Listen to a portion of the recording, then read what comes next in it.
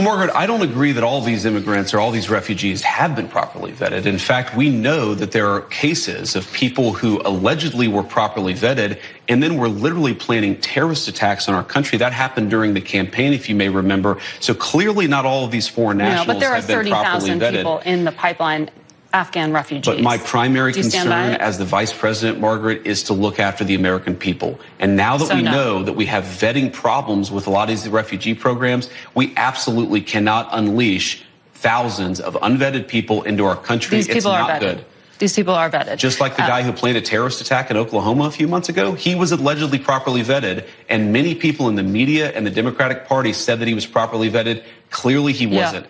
I don't want my children to share a neighborhood with people who are not properly vetted, and because I don't want it for my kids, I'm not going to force any other American citizens' kids to do that either. No, and that was a very particular case. It wasn't clear if he was radicalized when he got here or while he was living here. I don't really care, Margaret. I don't want that person in my country, and I think most Americans agree with me. We'll be back in 1 minute. Oh, well, this is a country founded by immigrants.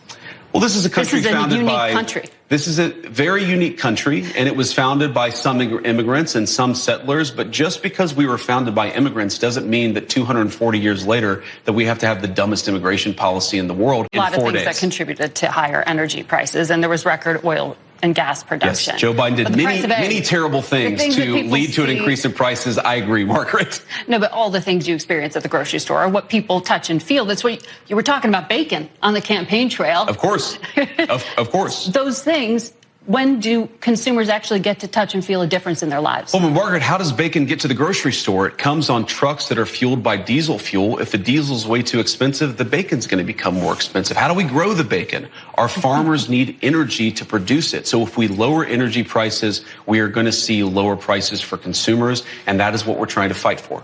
Canada, Mexico, and the United States are like three of the 20 economic powers in the country. There are three of us that do this, maybe Brazil. So it's a magnet for legal immigration. Here's what I learned yesterday. I didn't know.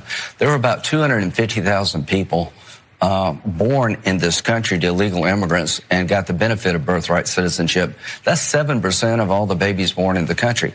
So I think when it comes to legal immigration, if you want to turn off the spigot, change this policy. I think it's a cheap way to award citizenship. You should not be a citizen simply because you were born here. You have to have some connection to the jurisdiction of the United States. What he inherited is in the Joe Biden administration, Americans fundamentally rejected. And we know that they think Joe Biden had the country on the wrong track. You know, Joe Biden did 11 executive orders on immigration in his first 3 months. This is not uncommon. Donald Trump's undoing most of those because there's widespread support, even among Democrats, for him to do that.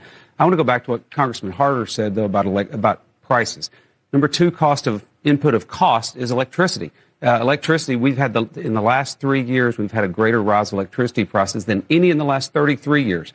Donald Trump's going to fix that. He declared a national energy emergency this week. I think he's doing exactly what he told voters he was going to do. Not all of it's going to be wildly popular, but a lot of it's popular even among Democrats.